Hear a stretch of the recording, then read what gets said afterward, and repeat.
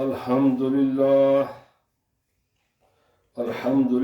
نحمده ونصلي ونسلم على رسوله الكريم أما بعد فأعوذ بالله من الشيطان الرجيم بسم الله الرحمن الرحيم وعن جابر رضي الله تعالى عنه قال كان رسول الله صلى الله عليه وسلم أكرم الناس ما سئل قط شيئا فقال لا. وعن أنس رضي الله تعالى عنه أن رجلا سأل النبي صلى الله عليه وسلم غنما بين جبلين فأعطاه إياه فأتى قومه فقال أي قوم أسلموا فوالله إن محمدا صلى الله عليه وسلم لا يعطي عطاء من لا يخاف الفقر وكان صلى الله عليه وسلم أحلم الناس سئل الدعاء على قوم من الكفار فقال إنما بعثت رحمة ولم أبعث عذابا. ولما كسرت رباعيته وشج وجهه قال اللهم اغفر لقومي فإنهم لا يعلمون. قال الله تبارك وتعالى في شأن حبيبه مخبرا وآمرا إن الله وملائكته يصلون على النبي يا أيها الذين آمنوا صلوا عليه وسلموا تسليما. اللهم صل على سيدنا ومولانا محمد وعلى آله وأصحابه سيدنا ومولانا محمد وبارك وسلم عليه. الصلاة والسلام عليك يا سيدي يا رسول الله وعلى آلك وأصحابك يا سيدي يا حبيب الله. اللہ رب العزت جل وعلا کی حمد و ثنا اور نبی اکرم رحمت مجسم شفیع معظم صلی اللہ علیہ وسلم کے دربار در بار گہربار میں ہدیہ درود و سلام عرض کرنے کے بعد حضرات گزشتہ 2 جمعۃ المبارک سے میں رسول خدا صلی اللہ علیہ وسلم کے اخلاق حسنہ آپ کی سیرت طیبہ پر کچھ معروضات آپ کی خدمت میں اس نیت کے ساتھ پیش کر رہا ہوں کہ اللہ تعالی ہمیں رسول اللہ صلی اللہ علیہ وسلم کے اخلاق حسنہ کو اپنانے کی اور ہمیں بھی اسی رنگ میں رنگنے کی اللہ تعالیٰ توفیق عطا فرمائے. حضرت جابر رضی اللہ تعالی عنہ یہ کہتے ہیں کہ کان رسول اللہ صلی اللہ علیہ وسلم اکرم الناس. رسول اللہ صلی اللہ علیہ وسلم تمام کائنات کے لوگوں میں سب میں سے زیادہ آپ سخی تھے، کرم کا فرمانے والے تھے، نیکی کرنے والے تھے، ہر ایک کے ساتھ حسن سلوک فرمانے والے تھے. کوئی بھی کائنات کے انسان نبی پاک صلی اللہ علیہ وسلم سے بڑھ کر کریم نہیں ہے، سخی نہیں ہے، لوگوں کے ساتھ نیکی کرنے والا نہیں ہے.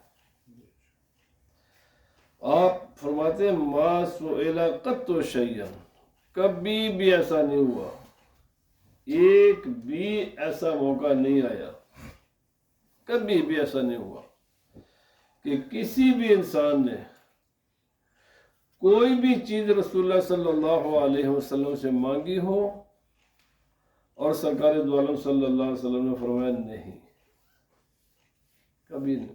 جو بھی مانگتا، مانگنے والا جو بھی ہوتا اور جو بھی چیز مانگتا، جو بھی سوال کرتا، نبی پاک صلی اللہ علیہ وسلم اس کو نہ نہیں فرمایا کرتے تھے. اور سرکار دو عالم صلی اللہ علیہ وسلم کی یہ شان قرآن مقدس میں اللہ پاک نے فرمایا فرمایا وَأَمَّا السَّائِلَ فَلَا تَنْحَرْ، میرے محبوب صلی اللہ علیہ وسلم آپ کسی بھی سائل کو آپ نے جھڑکنا نہیں ہے۔ کیوں؟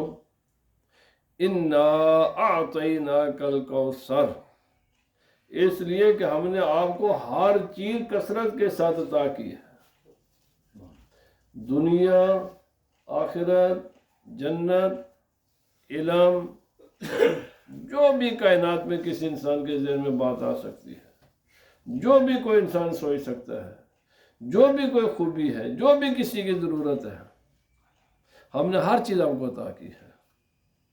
اور وَلَا سَوْفَ يُعْطِيكَ رَبُّكَ فَتَرْضَىٰ، اللہ پاک نے فرمایا یہ نہیں کہ ہم نے دے دی، فرمایا یہ ہمیشہ دیتے رہیں گے، اور اتنا عطا کریں گے، اتنا عطا کریں گے کہ جب تک آپ نہ کہیں گے بس، تب تک ہم آپ کو دیتے رہیں گے۔ جب آپ کہیں گے نا بس، ہم تب بس کریں گے، آپ راضی ہو جائیں گے۔ اللہ اکبر، اللہ اکبر۔ فرمایا جب آپ، اور اسی لیے نبی پاک صلی اللہ علیہ وسلم نے فرمایا واللہ یعطی وانا قاسم، مجھے سب کچھ دیتا خدا ہے اور اللہ کی ہر دی ہوئی چیز کو تقسیم کرنے والا میں ہوں۔ اب جو لوگ رسول اللہ صلی اللہ علیہ وسلم سے مانگنے کو خدا جانے کیا کیا کہتے ہیں، ان لوگوں کو اپنے عقیدے پر غور و فکر کرنا چاہیے۔ یہ بخاری شریف کا حدیث پاک ہے، نبی پاک صلی اللہ علیہ وسلم فرمایا واللہ یعطی، دیتا خدا ہے لیکن اس کی نعمتوں کو تقسیم میں کرتا ہوں۔ یاد رکھیں دینے والے کے پاس کوئی نہیں جایا کرتا ہے، تقسیم کرنے والے کے پاس لوگ جاتے ہیں۔ یہ جتنے بینیفٹ ہیں نا سارے لوگ لیتے ہیں نا۔ کبھی کس نے لندن پارلیمنٹ کے سامنے کوئی گیا ہے آپ ہمیں دے، وہ بھائی آتے تو وہیں سے ہے نا، مرکزی دفاتر تو لندن ہی میں ہے نا، لیکن لوگ بینیفٹ لینے کے لیے جاب سینٹر جاتے ہیں کیونکہ ان کی ڈیوٹی لگائی ہوئی ہے، دیں گے ہم لیکن آگے تقسیم تو نے کرنا ہے۔ دیتا سب کچھ خدا ہی ہے، لیکن خدا کی تمام نعمتوں کو تقسیم رسول اللہ صلی اللہ علیہ وسلم فرماتے ہیں۔ اللہ پاک نے قرآن پاک میں فرمایا وَلَوْ أَنَّهُمْ إِذْ ظَلَمُوا أَنفُسَهُمْ جَاءُوكَ فَاسْتَغْفَرُوا اللَّهَ وَاسْتَغْفَرَ لَهُمُ الرَّسُولُ لَوَجَدُوا اللَّهَ تَوَّابًا رَحِيمًا۔ اب نافرمانی بندہ کس کی کرتا ہے؟ خدا کی۔ خدا کی نافرمانی کر کے انسان اللہ رب اپنی جان پر ظلم کرتا ہے، خدا کی نافرمانی کرتا ہے۔ اب بخشنا کس نے ہے؟ خدا نے۔ بخشنا کس نے ہے؟ خدا نے۔ مگر خدا تعالیٰ نے قرآن پاک میں یہ نہیں فرمایا ڈائریکٹ میرے پاس آ جانا، بالکل اللہ پاک نے یہ نہیں فرمایا۔ اللہ پاک نے فرمایا میرے بندو تم نے اگر اپنے جان پر ظلم کر لیا ہے تو میرے محبوب کے پاس جاؤ، ادھر جا کر ان کی سفارش لے کر آؤ، اگر وہ تمہاری سفارش کر دیں گے تو پھر میں بخش دوں گا۔ اسی لیے علماء نے فرمایا جو وہاں نہیں بھی نہ جا سکتے مدینہ منورہ میں، وہ یہاں ہی رسول اللہ صلی اللہ علیہ وسلم کا وسیلہ کیسے فرمایا دعا کے ابتداء میں بھی درود و سلام پڑھے، دعا کے اختتام پر بھی درود و سلام پڑھے۔ اور یہ حدیث پاک ہے جس دعا میں رسول اللہ صلی اللہ علیہ وسلم پر درود و سلام نہ پڑھا جائے وہ دعا فرشتے خدا کی بارگاہ میں پیش ہی نہیں کرتے۔ دعا تو تب قبول ہوگی نا، پہلے پیش ہوگی، جب فرشتے پیش ہی نہیں کرتے اس دعا کو اللہ کی بارگاہ میں جب تک اس دعا میں درود و سلام نہ پڑھا جائے۔ اور صرف یہ دعا تک بات محدود نہیں ہے، اٹھے احادیث رسول اللہ صلی اللہ علیہ وسلم فرمائے کوئی بھی مجلس ہو، کوئی بھی ہو، وہ مجلس غمی کی ہے یا خوشی کی ہے، کوئی بھی مجلس ہو، جب بھی 2-4 آدمی بیٹھے ہیں، کوئی پروگرام، بزنس کا پروگرام ہے، غمی کا پروگرام ہے، خوشی کا پروگرام ہے، 2 صاحب باپ بیٹھے ہیں، کوئی بھی ہے، فرمایا اگر شروع سے لے کر اختتام تک وہ بیٹھیں، باتیں کریں، جو بھی کرنی انہوں نے کریں وہ باتیں، لیکن اگر اس مجلس میں نہ میرا ذکر کیا گیا، نہ خدا کا نہ میرا ذکر نہ ہوا، وہ ہر قسم کی برکت سے وہ گیدرنگ، وہ مجلس، وہ سیٹنگ محروم ہوتی ہے۔ بندو جاؤ، اپنی حاجتوں کے لیے جاؤ، کاروبار کے لیے جاؤ، اپنے کاموں کے لیے ملو ایک دوسرے سے، لیکن یاد رکھو جب بھی ایک دوسرے سے ملو نا تو اس مجلس میں خدا کا بھی ذکر کرو، میرا بھی ذکر کرو۔ جب خدا کا بھی ذکر کرو گے، میرا بھی ذکر کرو گے، تو فرمایا تمہاری حاجتیں پوری ہوں گی، اللہ کی رحمت نازل ہوگی، برکتیں نصیب ہوں گی۔ جس نبی کے نام سے انسان کے کام ہوتے ہیں، خود ہی اندازہ کیجئے کہ وہ نبی صلی اللہ علیہ وسلم کی ذات کتنی سخی ہوگی۔ بھائی جن کے نام سے دنیا کی حاجتیں پوری ہوتی ہیں، گناہ معاف ہوتے ہیں، نعمتیں تقسیم ہوتی ہیں، ساری کائنات میں کا یہ رونق، یہ ساری کائنات کا نظام چلتا ہے، اس نبی کی ذات کی کتنی سخاوت، کتنا کرم ہوگا۔ فرمایا اب ایک آپ نے مثال دی ہے۔ حضرت انس رضی اللہ تعالیٰ عنہ کہتے ہیں کہ ایک آدمی رسول اللہ صلی اللہ علیہ وسلم کے پاس آیا اور اس نے عرض کیا یہ جو تو دو پہاڑ ہیں نا، ایک یہ پہاڑی ہے، ایک یہ پہاڑی ہے، جو پہاڑی علاقوں کے لوگ رہنے والے نا، الحمدللہ ہم کشمیر کے رہنے والے، وہ بات بخوبی جانتے ہیں پہاڑوں کو۔ یہ 2 پہاڑوں کے درمیان میں سارا یہ علاقہ بھر کر مجھے بکریاں دے دو۔ اب خدا جانے وہ جو 2 علاقے، 2 پہاڑوں کے درمیان کی جو جگہ تھی وہ 1000 بکریوں سے بھرتا ہوگا یا لاکھ سے، خدا جانے یہاں بات کوئی فرمایا، لیکن اس نے اشارہ کیا یہ جو 2 پہاڑ ہیں نا، یہ پہاڑ کے درمیان جتنی جگہ ہے نا بھر کر مجھے بکریاں چاہیے، مجھے بھیڑ بکریاں، جو یہ بڑی قیمتی چیز ہے، آج بھی بڑی قیمتی چیز ہے بھیڑ بکری، تو آج بھی دیکھیں نا دنیا میں ایک بہت بڑا یہ مین فیکٹر ہے دنیا کی معیشت کا۔ تو نبی پاک صلی اللہ علیہ وسلم نے یہ نہیں فرمایا میں کدھر سے بکری لے کر آؤں، میں تجھے بھیڑیں کتنے دوں، تو ایک عام سا آدمی ہے، میں نہیں دیتا، نو۔ فرمایا اس نے سوال کیا، رسول اللہ صلی اللہ علیہ وسلم نے اس کے سوال کے مطابق اس کو وہ پورا اللہ کا بھر کر اس کو بکریاں دے دے۔ فرمایا جاؤ لے جاؤ۔ وہ آدمی اب اتنی ساری بکریاں، ہزاروں سینکڑوں کی تعداد میں، خدا جانے کتنے 1000 بکریاں تھیں، وہ لے کر نہ اپنی قوم کے پاس آیا، آ کر اپنی قوم کو کہا کہ او لوگوں، میری قوم مسلمان ہو جاؤ۔ کیوں؟ فرمایا ان محمدان کہنے لگا، رسول اللہ صلی اللہ علیہ وسلم کا نام نامی اس میں گرامی لے کر کہنے لگا لا یعطی عطاء من لا یخاف الفقر۔ رسول اللہ صلی اللہ علیہ وسلم اتنا عطا کرتے ہیں، اتنا عطا کرتے ہیں، ایک بار ان کے پاس جا کر دیکھو، اتنا دیتے ہیں کہ جو ایک بار چلا جائے نا پھر وہ دنیا میں غربت اسے قریب نہیں آتی، اس کو فقر کا خوف نہیں رہتا۔ فرمایا رسول اللہ صلی اللہ علیہ وسلم کا کلمہ پڑھو، رسول خدا صلی اللہ علیہ وسلم کا کلمہ پڑھنے سے، اسلام قبول کرنے سے دنیا بھی ملتی ہے، آخرت بھی ملتی ہے، دونوں ملتے ہیں۔ دنیا میں بھی انسان کسی کا محتاج نہیں رہتا، آخرت میں بھی کسی کا محتاج نہیں رہتا۔ اور یاد رکھیں میں نے یہ بات پہلے بھی کہی ہے، یہ حدیث پاک میں بھی ہے، یہ حقیقت بھی ہے۔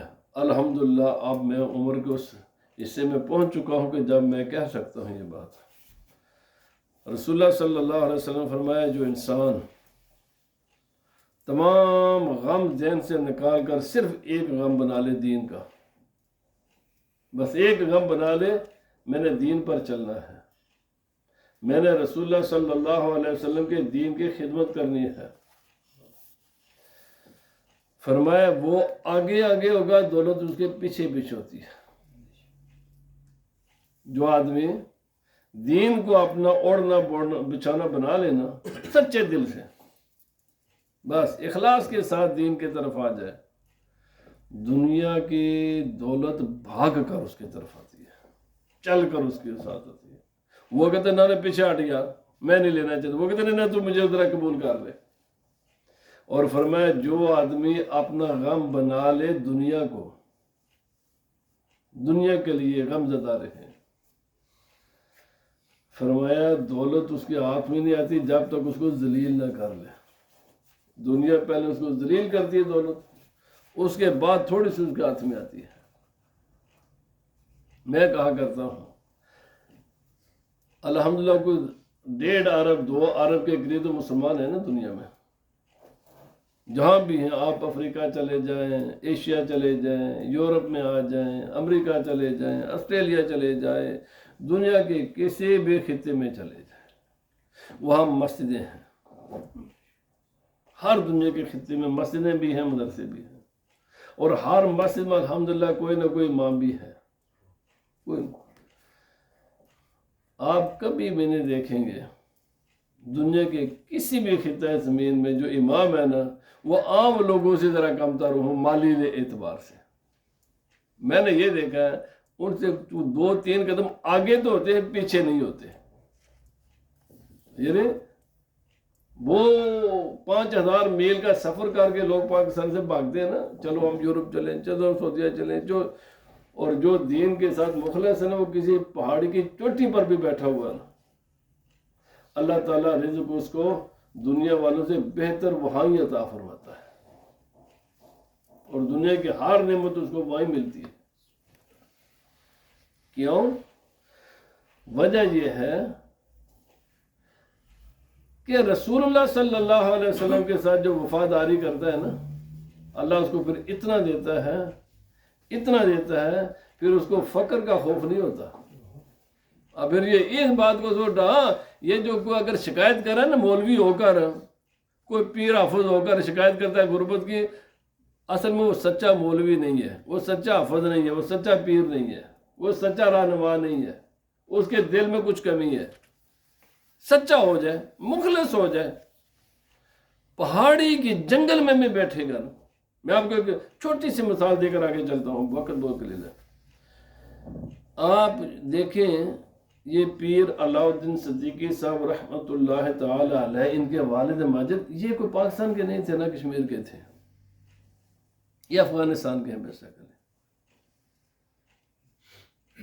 ان کے والد صاحب افغانستان سے چل کر آئے تھے اور بالکل جوان تھے، آدھی زندگی گزار چکے تھے۔ نیریاں شریف میں آج بھی اگر آپ دیکھیں گے نا تو بڑے بڑے وزیر اعظم تو صدر بھی جا کر وہاں سلام پیش کرتے ہیں، بڑے بڑے صدر اور وزیر اعظم بھی وہاں جا کر سلام پیش کرتے ہیں۔ اور میرا خیال اتنی کوٹھی کسی یا اہم قسم کی دنیا کا ساز و سامان دنیا بڑے بڑے امیروں کے پاس بھی نہیں ہوگا جو ان کے پاس ہے۔ اچھا کمال کیا ہے؟ صرف اللہ کے ساتھ تعلق ہے۔ یہی یار وہ لار شریف میں مقبوضہ کشمیر میں دیکھ لیں، لار شریف والے وہ بھی یہاں کے نہیں ہیں، جیسے یہ یہاں اس ملک کے نہیں تھے، افغانستان سے آئے، افغانستان سے یہ آ کر انہوں نے یہاں پر اللہ کا ذکر شروع کیا، اللہ کے دین کی خدمت شروع کی، تو پھر اللہ پاک نے ان کو وہ عطا کی۔ یاد رکھیں وہ بڑے بڑے حکومتیں بھی وہ کام نہیں کر سکیں جو انہوں نے کی ہے، بڑے بڑے ملک کے وزیر اعظم پرائم منسٹر بھی وہ نہیں کر سکے جو اکیلے پیر علاء الدین صدیقی صاحب کر کے دنیا سے چلے گئے۔ ایک اکیلا انسان وہ بڑے بڑے کام کر کے چلا گیا ہے کہ جو بڑی بڑی حکومتیں مل کر بھی نہیں کر سکی۔ کیوں جی؟ کیا خوبی تھی؟ آج مجھے پتا بیچارے میری طرح وہ بھی اٹھ نہیں سکتے تھے چیئر پر، اسی طرح بس بیٹھے رہتے تھے چیئر پر۔ او بھائی میں نے اپنے آنکھوں کے سامنے دیکھا ہے، بارش کی طرح دولت برستی تھی ان پر، جیسے بارش برستی نا ایسے دولت اور خود لوگ کر آتے رہے، یہ بھی نہیں کہ یسوع کہتے، خود ہی لوگ کر آ کر انبار لگا دیتے تھے ان کے سامنے۔ کیوں؟ جو رسول اللہ صلی اللہ علیہ وسلم کا وفادار بن جائے پھر اس کے پاس دولت چل کر آتی ہے۔ یہ جو لال شریف ہے نا مقبوضہ کشمیر میں بہت مشہور کر دی ہے، بہت مشہور کر دی ہے۔ یہ عرب ادارے کے ہیں پاکستان سے، اس وقت چونکہ انڈیا پاکستان ایک ہی تھا، کچھ عرصہ ہی پاکستان بننے سے پہلے کچھ عرصہ یہ ہریپور ادارے سے ان کے پیر و مرشد نے، ان کا پیر خانہ یہیں پاکستان میں ہے، یہاں سے انہوں نے حکم دیا تھا وہاں چلے جاؤ، اور جہاں جا کر یہ بیٹھے تھے جنگل تھا، جیسے نیاریاں شریف بالکل جنگل تھا، کوئی آبادی کا نام و نشان بھی نہیں تھا، ایسے لال شریف بھی وہاں پر آبادی کا کوئی نام و نشان نہیں تھا۔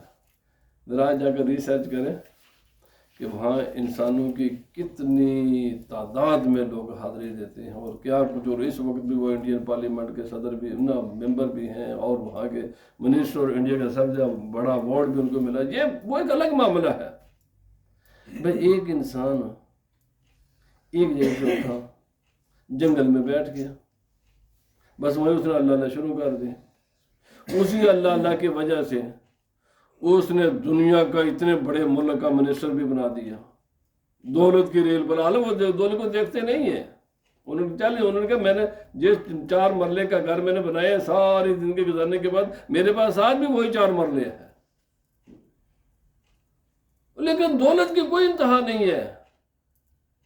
میرے بھائی یاد رکھیں، جو انسان دین کے ساتھ مخلص ہو جائے، رسول اللہ صلی اللہ علیہ وسلم، یہ میں ضرور کہتا ہوں، دولت کے لیے یہ نیتیں نہ کریں کہ مجھے پیسہ آئے، یہ نہیں، پھر تو مسئلہ خراب ہے نا، اس لیے نہیں، پھر وہ مالک کی مرضی ہے، اپنے آپ کو مالک کے حوالے کریں، وہ انتہائی غربت میں رکھے، انتہائی پریشانی میں آپ کو رکھے، پھر بھی خوش، وہ انتہائی آپ کو خوشحال بنا دے، پھر بھی خوش، شکوہ نہیں لانا، نہ تکبر کرنا ہے، وہ آپ کو خوشحال رکھے، مالک کو اپنے آپ کو اس کے حوالے جو کر دی ہے اس کی مرضی ہے، جیسے چاہے وہ اس کو رکھے۔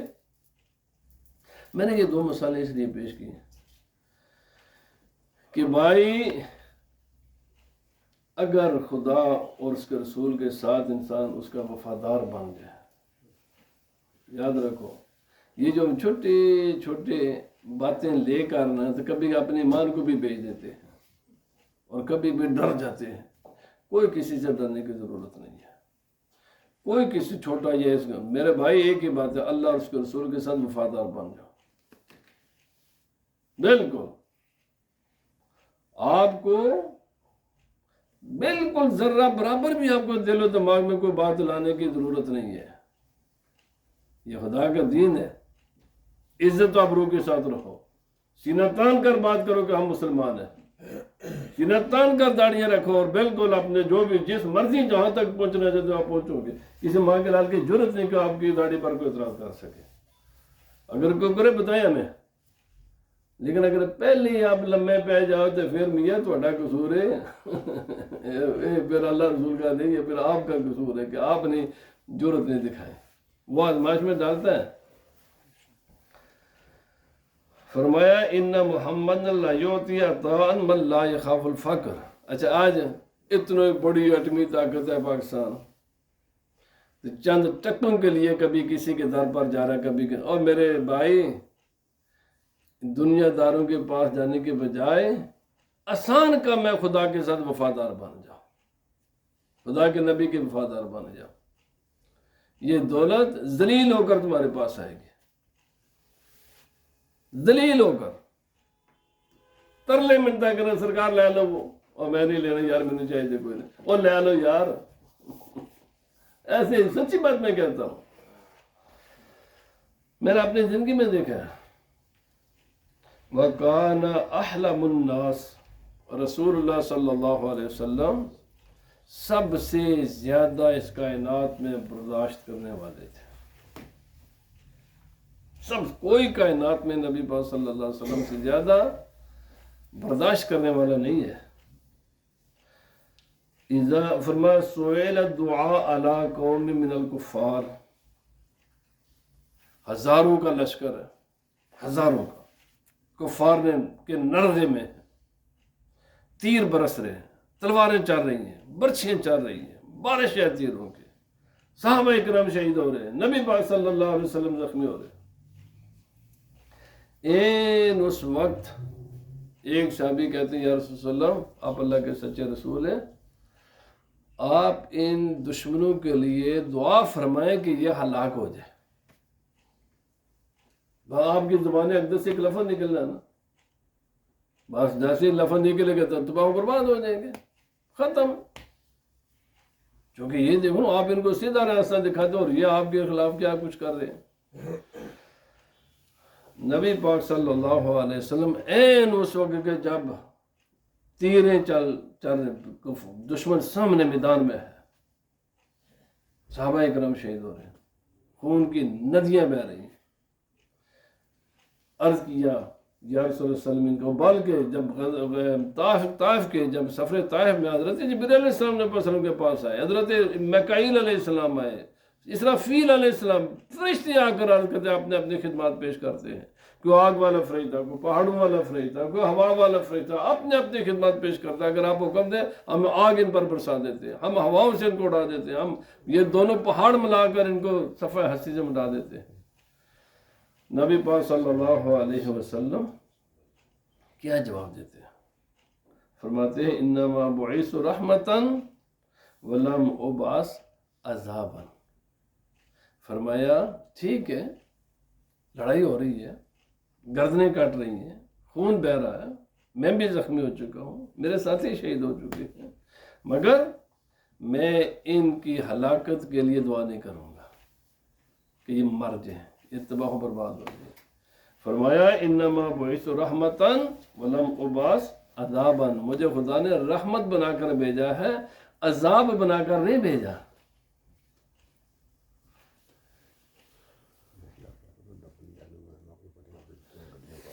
مجھے عذاب بنا دینے والا نہیں بھیجا، رحمت بنا کر بھیجا ہے مجھے۔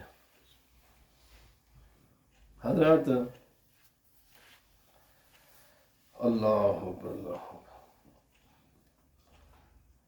جب نبی پاک صلی اللہ علیہ وسلم کا سر اقدس زخمی ہے، دانت مبارک شہید ہے، تو یہی پھر سرکار دو عالم صلی اللہ علیہ وسلم یہ غزوہ احد کے موقع پر فرمایا، یا غزوہ حنین کے موقع پر ہے، یا رسول ان کے لیے دعا فرمایا۔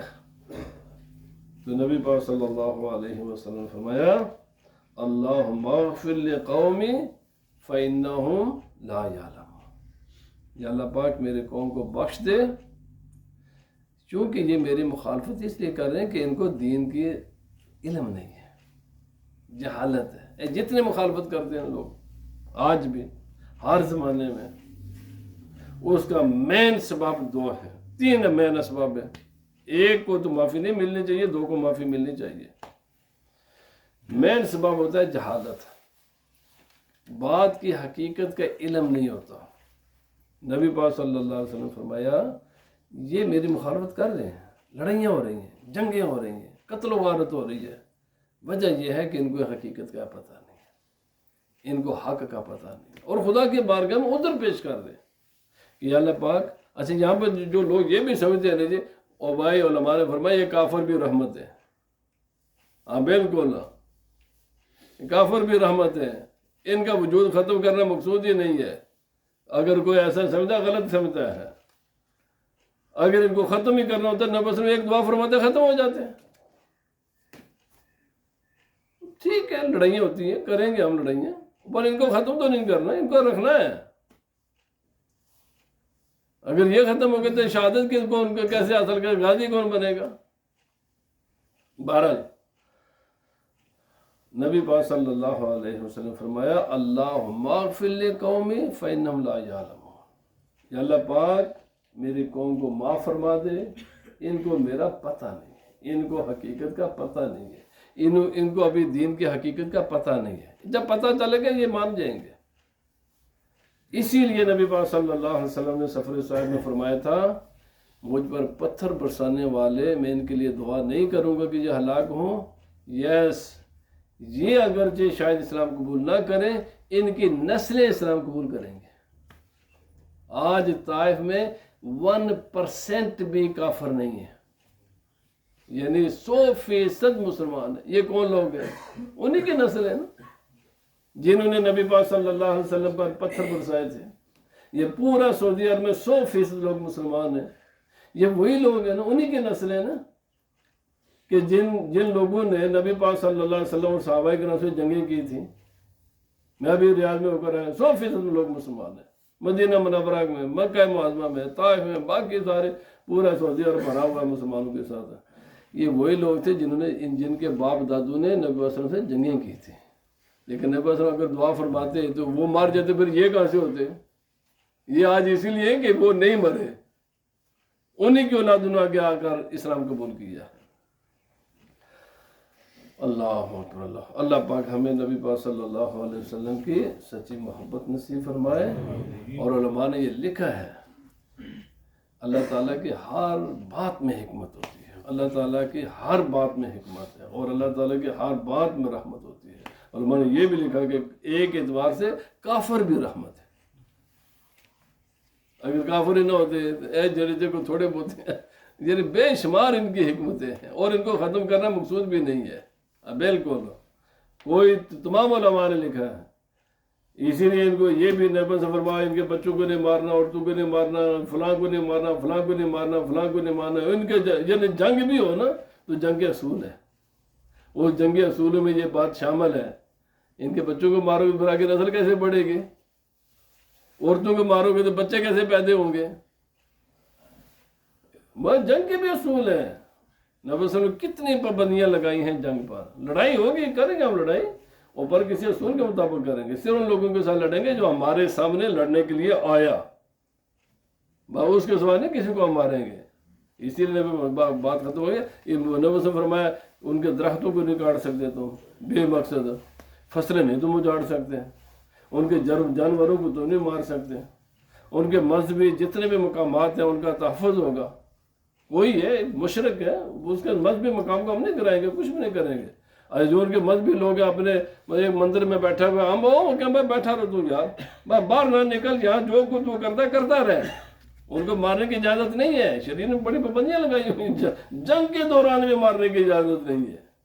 بس صرف ان کو ماریں گے جو مقابلے کے لیے آئیں گے. اللہ پاک ہمیں عمل کی توفیق عطا فرمائے. پڑھیں جناب.